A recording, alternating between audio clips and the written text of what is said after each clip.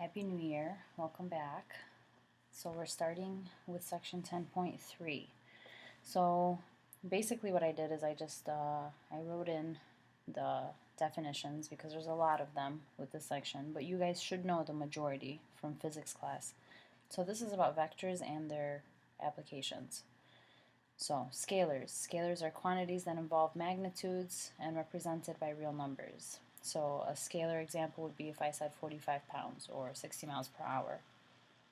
Vector quantities are basically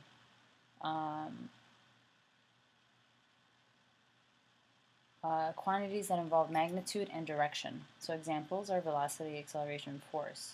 So instead of just saying 50 miles per hour, which is the scalar, the magnitude, I'm also saying 50 miles per hour east. So a vector quantity includes both of these parts, the magnitude and the direction. Vector is a line segment that represents a vector quantity. So that represents the magnitude and the direction. The length of the vector represents the magnitude.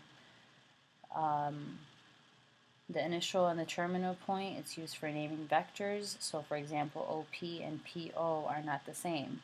And the way that you would name this is basically OP. O represents the initial, and then P would represent the terminal point. And then PO is going to be the other way around. So PO looks like this.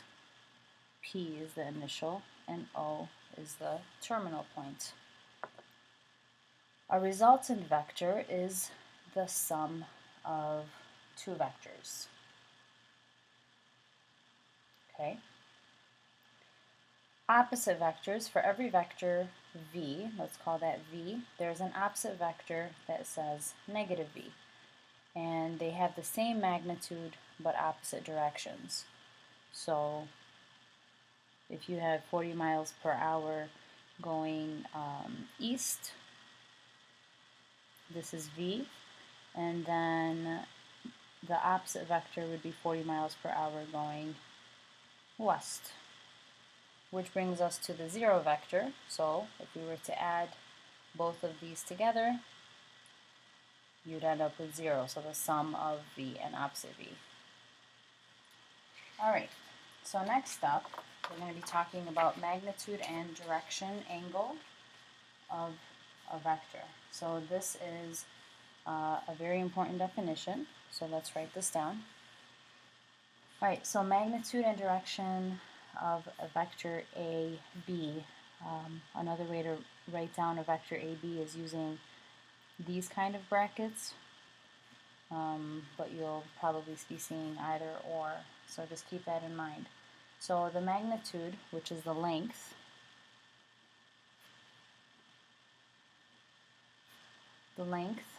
of a vector u, okay, we're going to call it u, this is our vector AB, is given by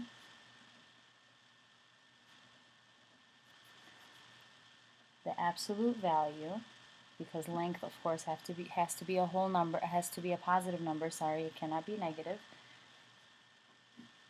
of the square root of a squared plus b squared. And then the direction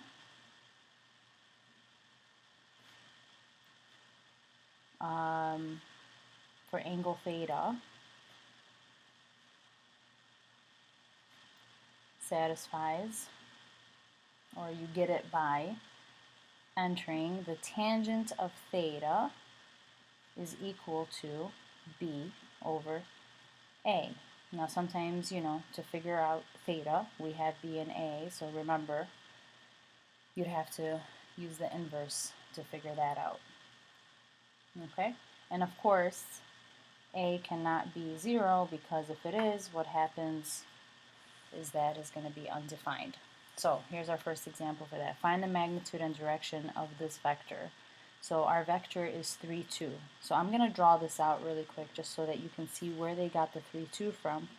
So 3, 2, 1, 2, 3, 3, negative 2, sorry, and then 1, 2. So here is the terminal point. And of course the vector always, unless they tell you otherwise, it's going to start at the origin. So what we need to figure out is we need to figure out the length of this vector and basically the angle. Now we're going to come back to this, but remember it's always going to be clockwise.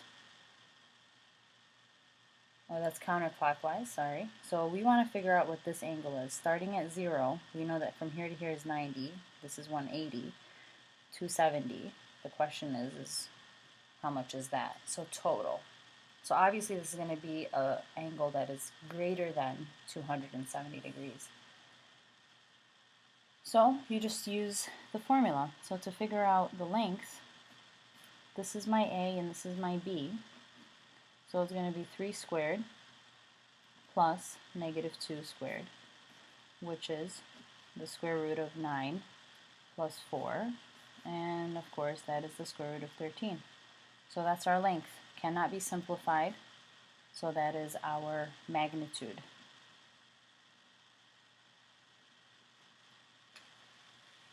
Okay? And then to figure out the angle,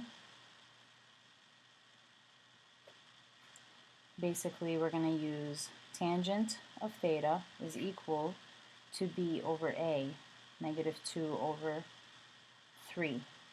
So to figure out theta, we're going to need to use the inverse property. So inverse tan of negative 2 over 3 is equal to theta. Now once you plug this into the calculator, inverse tan of negative 2 over 3, you end up with getting theta is negative 33.7 degrees. But that's not what we want. Our angle has to be positive, and we know that it has to be greater than 270. So basically what this just gave us is the direction going this way. So I know that this is negative 33.7. So this angle right here is 33.7 negative because we're going clockwise. So how do I figure out the other part? Simple.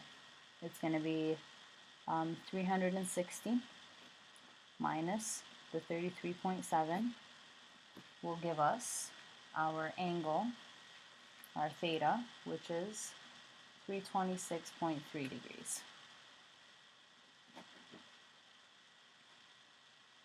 So that is the direction. Simple. Alright, next up is the horizontal and vertical components of a vector. Now, respectively, for a vector, we're going to use vector u.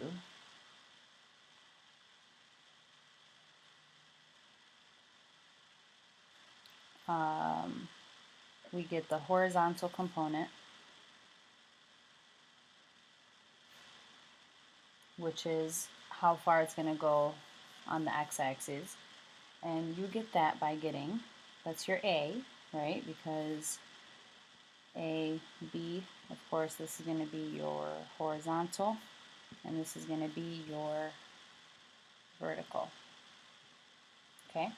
So to figure out A, you're going to find the absolute value of u, and if you remember, this is basically the magnitude. We need to find the magnitude using the formula that we just used, and then we plug in cosine of theta. Makes sense? Cosine is going to be our x value. And then to figure out the vertical component,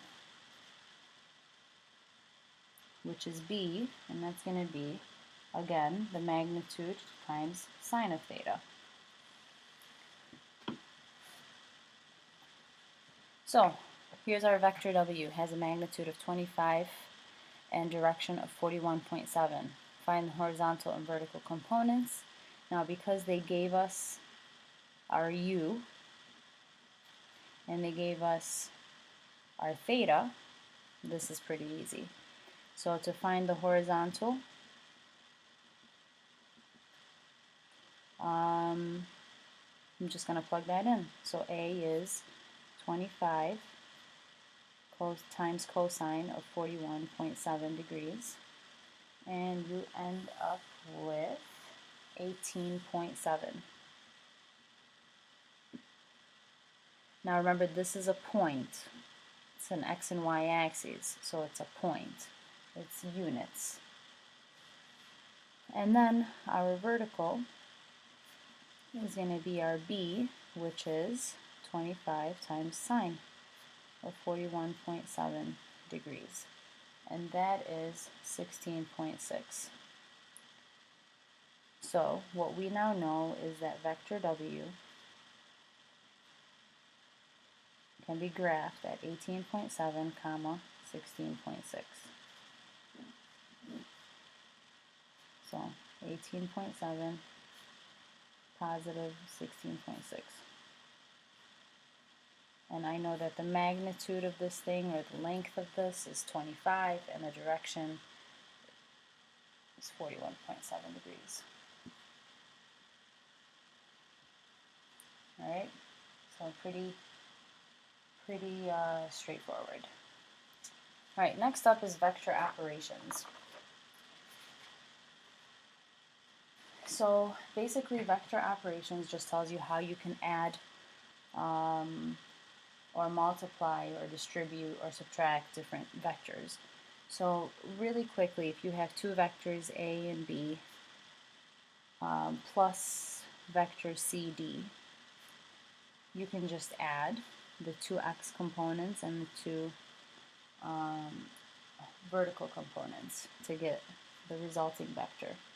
So A plus C and B plus D. Now, if you have a vector that gets multiplied by a number, k,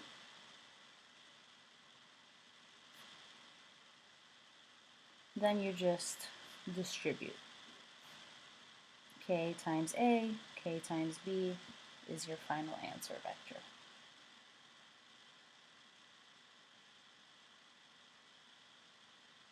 Now remember, if let's call vector A, A1 and A2, or A and B, let's just call it A and B. Then negative A, of course, is going to do what to both of these, the x and the y, the horizontal and vertical components? It's going to be negative A, comma negative B. So that's just distributing a negative. And then the last thing is subtraction. So if you have two vectors, AB minus CD, it's the same thing as the addition. A minus C and B minus D.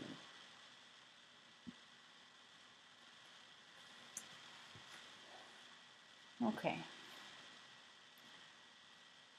We can do these together in class, or actually you guys should be able to do these. Here are your two vectors. Basically these problems are just asking you, here you need to add, here you need to distribute -2 to these vectors. I'm not even going to show my work for this. I'm just going to show the final answer, and then you guys can check if you are correct or not. So final answer here is 2, 4. Final answer here is 4, -2. And then for this one, you're going to be distributing first, right? And then subtracting. So the final answer here is going to be -20, -5.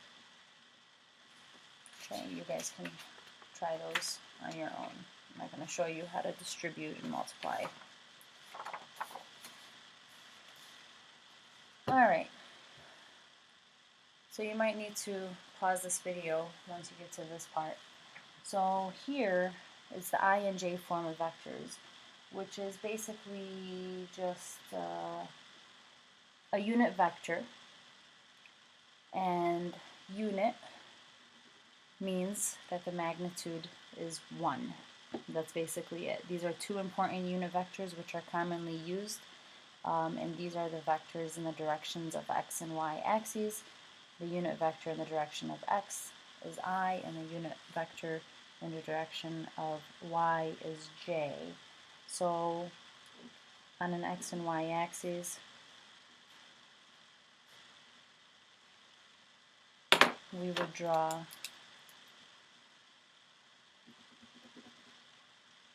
that right there. That's 1. That's 1.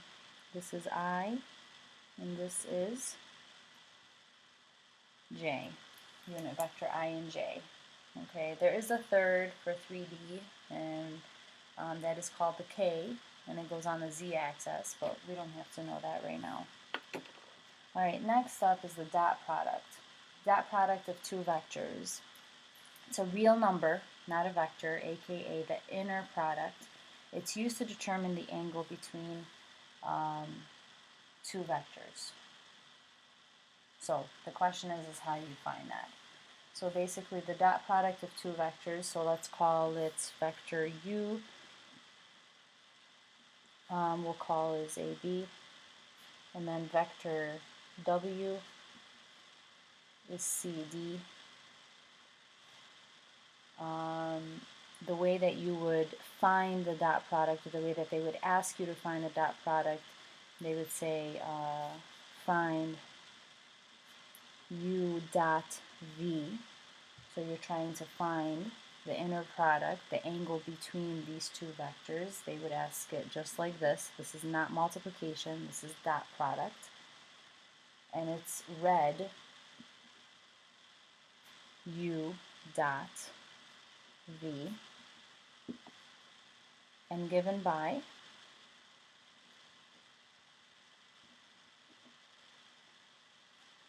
u times v, or u dot v, sorry, is equal to a times c plus b times d.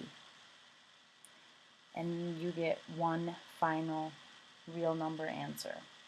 So let's find the dot product of these two vectors. So this is u, and let's call, I'm sorry, I'm using u and v, and I wrote down w over here, so please fix that. Okay. So to find 2, 3, dot 4, negative 1, basically we're going to go a times c, so 2 times 4 plus 3 times negative 1. Do the math, it becomes 8 plus negative 3, which is 8 minus 3, and that is 5.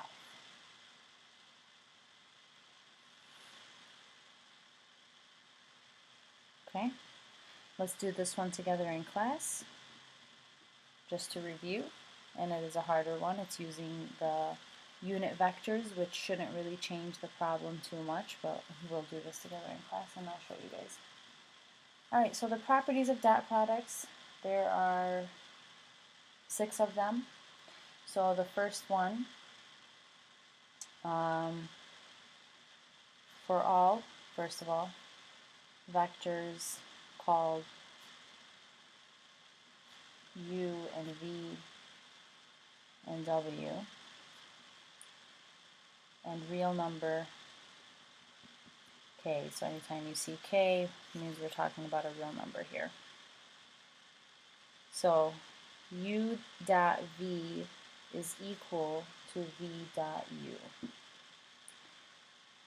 U dot v plus w is equal to u dot v plus u dot w.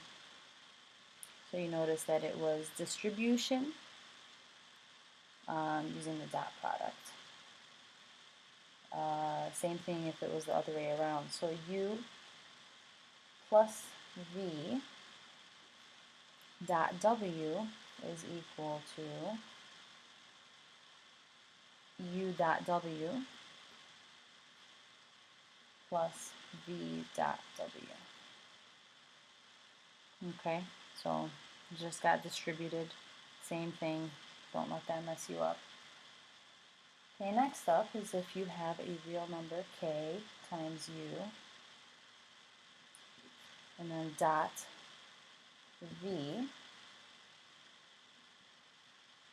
you basically take the real number,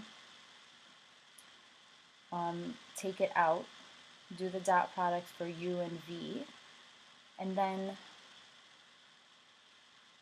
you multiply it. So once you figure this out, you multiply it by that real number. Okay? Ignore that. Alright, 0 dot u. Anytime you have a 0, final answer is 0. And then u dot u, if you have two vectors that are the same, you find the magnitude and you square it. Okay?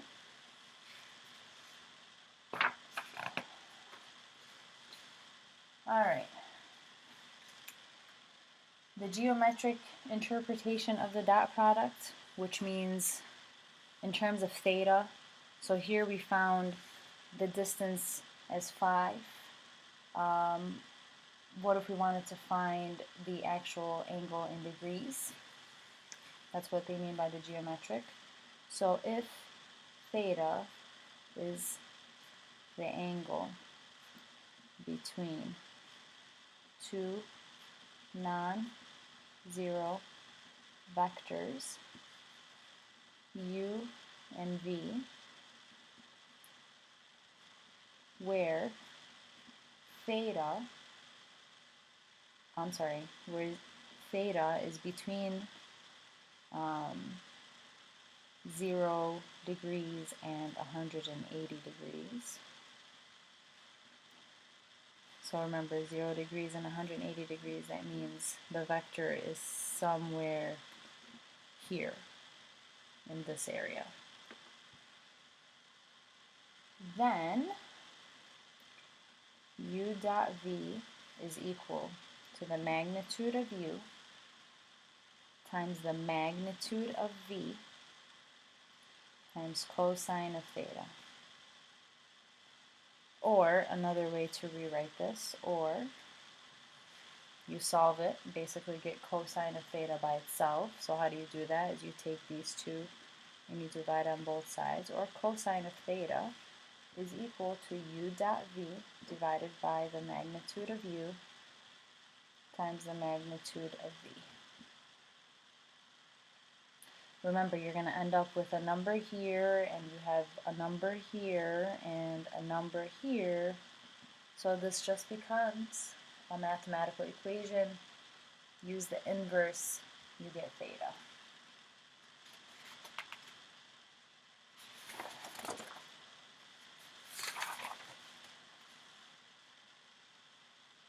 Alright, so I'm going to do this one.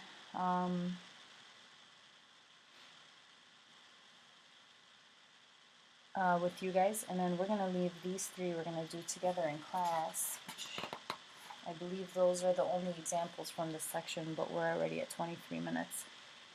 So find the angle theta between two vectors. Okay, so the only way that you can find the angle between two vectors is you do have to use the geometric interpretation of the dot product. So remember,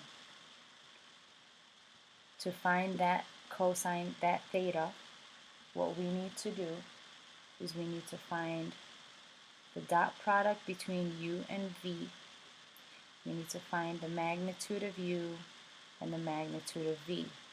So there's a little bit of work that's going to go through this. So let's remember, how do you find the dot product of u times v? You multiply a times c and you add that. Remember, a times c plus b times d. And then how do you find the magnitude? Remember, it's going to be a squared plus b squared, or the horizontal squared plus the vertical squared. So u dot v is going to be 3 times 2 plus 4 times 1. That's for this part. And then the magnitude of u is going to be a squared plus b squared, so 3 squared plus 4 squared. And then the magnitude of v is going to be the square root of 2 squared plus 1 squared. And now I'm just going to do my math. So 3 times 2 is 6 plus 4 over the square root of 9 plus 16, which is 25. And then here it's the square root of 4 plus 1, which is 5. Keep going, this is going to be 10 over square root of 25, which is 5, square root of 5. And of course we have to rationalize the denominator. Nope, actually we don't, because remember, this is not our final answer. So this equals cosine of theta. But we want theta. So what do? The inverse sine of 10 over 5 square root of 5. Put that in your calculator, and you end up with 26.57 degrees.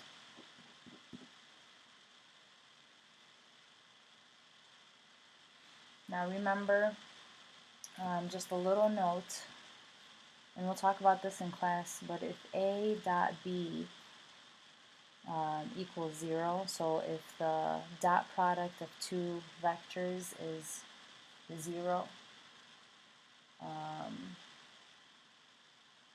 then A and B are perpendicular vectors, aka orthogonal vectors. So if A dot B is 0, then cosine of theta is equal to 0, and theta will be 90 degrees, which results in perpendicular vectors, which makes sense. Perpendicular looks like this, right? 90-degree angle vectors. So there's 90 degrees between them. Alright, so we're going to stop here. We'll do the rest of these last 3 examples together in class, and we'll do some of the homework problems in class. Alright, Happy New Year again, and good luck. Remember, this has to be done before you start class on Monday.